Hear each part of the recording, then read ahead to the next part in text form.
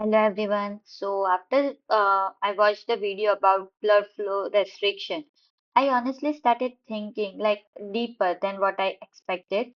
Like at first, it sounded simple, just to use the light weights while restricting the blood flow to a muscle. But when you really like start thinking about what's happening inside the body, it raises a lot of uh like interesting questions in my mind. Like what really caught my attention was the idea that using light weights can sometimes activate the fast twitch muscle fiber. That kind of goes against what we usually like learn from about the strength training. So normally we were told like heavy loads, like 60 to 80% of one's system get tricked in to the thinking of lifting something heavy.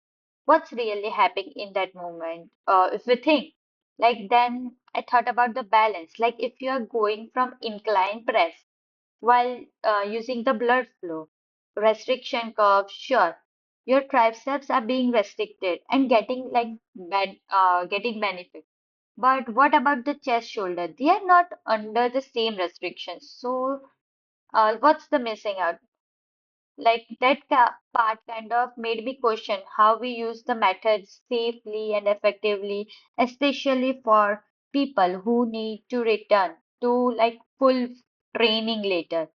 So at same time, I can totally see how like BFR could be a game changer in rehab.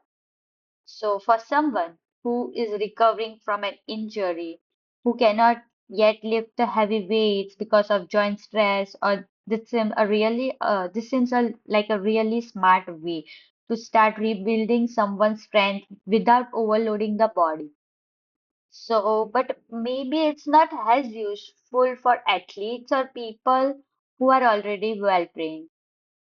It's like we can say it is kind of a stepping stone for someone who wants to like rather get rehabilitation. So the biggest takeaway is for me wasn't just the blood flow restriction method itself, but about the mindset like behind learning new techniques and the professor like you mentioned, sorry, about the spirit of curiosity. And I think that's important, like because if we have curiosity, we can learn new things.